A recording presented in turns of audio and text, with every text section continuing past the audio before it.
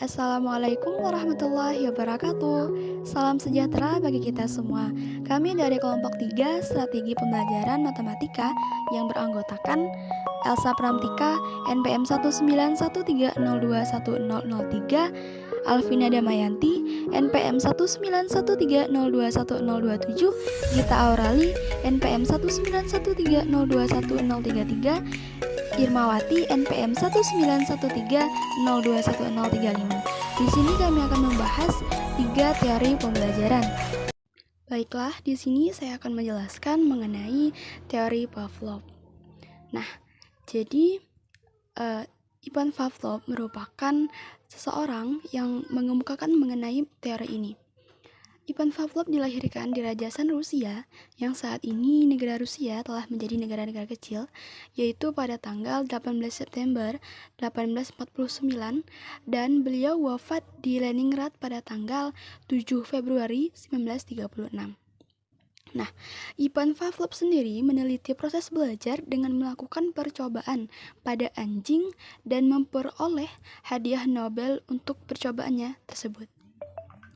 Nah, dalam percobaannya ini, ia memberi daging secara periodik kepada anjing yang didahului dengan membunyikan bel. Setiap daging akan diberikan, bel dibunyikan. Setelah dilakukan beberapa lama, setiap kali bel dibunyikan, kemudian anjing ini mengeluarkan air liur.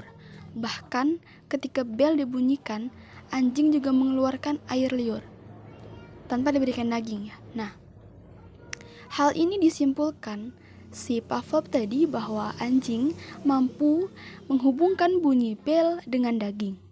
Ketika bel berbunyi, anjing membayangkan datangnya daging sehingga air liurnya keluar. Nah, secara sederhana, dari peristiwa ini, Pavlov kemudian mengeksplorasi fenomena eksperimen tersebut dan kemudian mengembangkan satu studi perilaku, yaitu behavior study yang dikondisikan, yang kemudian sampai saat ini dikenal dengan teori classical conditioning. Dari eksperimen yang dilakukan Pavlov terhadap anjing menghasilkan hukum-hukum belajar. Di antaranya, yang pertama yaitu hukum law of respondent conditioning, yaitu hukum pembiasaan yang dituntut. Nah, dalam hal ini, jika dua macam stimulus dihadirkan secara simultan atau yang salah satunya berfungsi sebagai penguat, maka refleks dan stimulus lainnya akan meningkat sehingga akan menimbulkan hal yang lebih dominan. Nah, untuk yang kedua yaitu law of respondent extinction, yaitu hukum pemusnahan yang dituntut.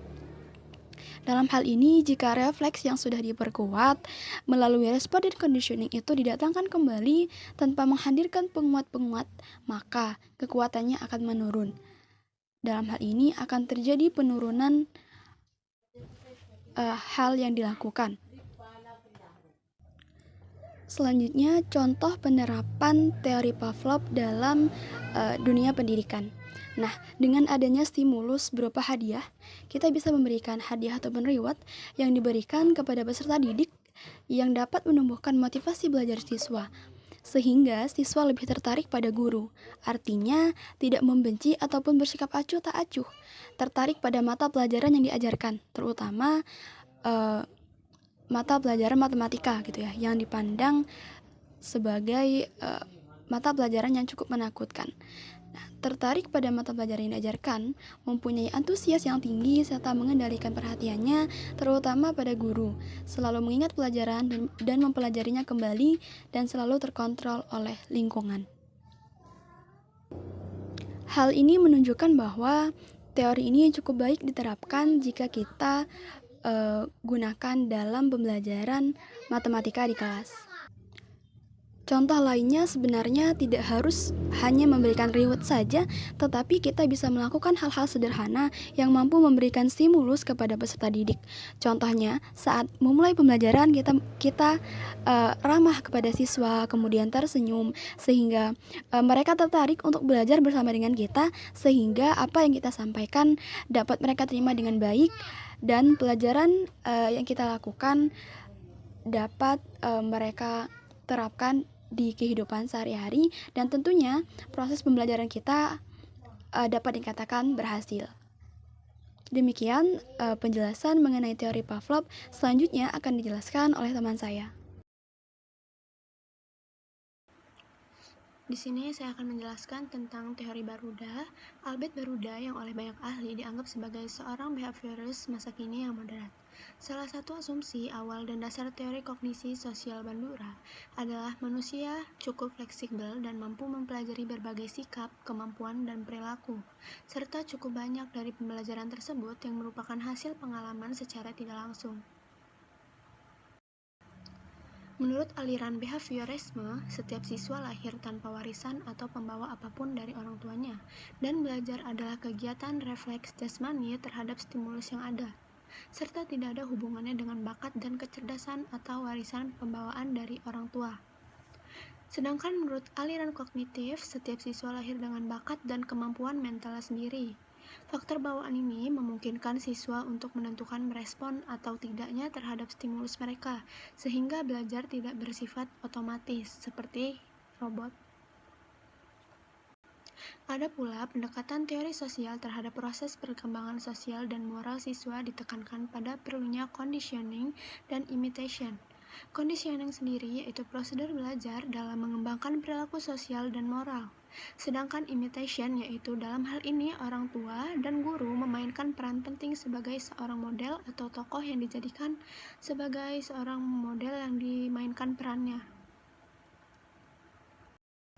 Adapun ciri-ciri teori belajar Bandura yaitu yang pertama, unsur pembelajaran utama adalah perhatian dan peniruan. Yang kedua, tingkah laku model boleh dipelajari melalui bahasa, teladan, nilai, dan lainnya. Yang ketiga, pelajar meniru suatu kemampuan dan kecakapan yang didemonstrasikan oleh seorang guru atau orang tuanya di rumah sebagai model. Yang keempat, pelajar memperoleh kemampuan jika memperoleh kepuasan dan penguatan yang positif. Yang kelima, proses pembelajaran meliputi perhatian, mengingat, peniruan dengan tingkah laku atau timbal balik yang sesuai diakhiri dengan penguatan yang positif. Penerapan teori Baruda dalam pembelajaran. Penerapan teori Bandura dalam pembelajaran proses pembentukan perilaku dari tidak suka belajar menjadi suka belajar dapat dilakukan melalui banyak cara, diantaranya dengan modeling.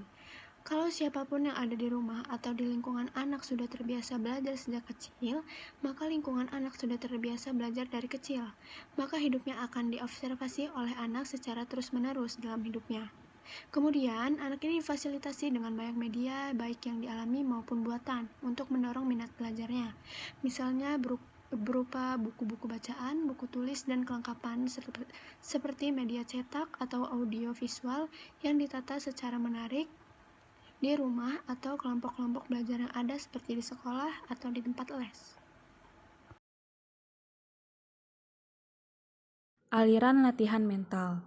Aliran ini berkembang sampai pada abad ke-20.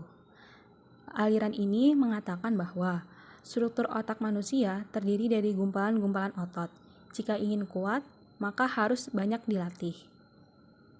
Jika anak ingin pandai, maka harus dilatih otaknya dengan banyak cara, seperti memahami dan mengerjakan soal-soal yang benar. Semakin sukar materi tersebut, maka semakin pandai pula anak tersebut. Nah, struktur kurikulum pada masa tersebut itu berisikan materi-materi pelajaran yang sulit, sehingga orang sedikit yang bersekolah karena mereka tidak kuat untuk mengikutinya. Pelajaran yang dianggap sukar itu seperti bahasa Latin dan matematika, yang khususnya itu geometri. Lalu, para ahli psikologi itu membantah kebenaran aliran itu dengan menyatakan bahwa tidak benar bahwa otak terdiri dari fakulti-fakulti. Karena itu, melatih otot bukanlah seperti melatih otot. melainkan dengan pengaitan. Jadi, menurut para psikologi, untuk melatih otak itu harus dengan pengaitan, seperti kita harus memahami materi sebelumnya untuk lanjut ke materi selanjutnya. Aliran ilmu jiwa tingkah laku tentang belajar sebagai perubahan tingkah laku yang dapat diobservasi sebagai hasil dan pengalaman. Sebaliknya, teori belajar kognitif menjelaskan bahwa belajar adalah perubahan proses mental internal yang orang gunakan dalam usaha mereka membuat dunia ini dapat dimengerti. Pernyataan tersebut dikemukakan oleh Egan dan Kauchak tahun 1997. Perubahan dalam struktur mental seseorang menyediakan kapasitas bagi terwujudnya perubahan dalam tingkah laku. Struktur mental ini meliputi pengetahuan, keyakinan, keterampilan, harapan-harapan, dan mekanisme lain dalam kepala si pelajar. Fokus dari teori kognitif menekan pada pentingnya proses mental seperti berpikir, memusatkan pada apa yang terjadi saat belajar.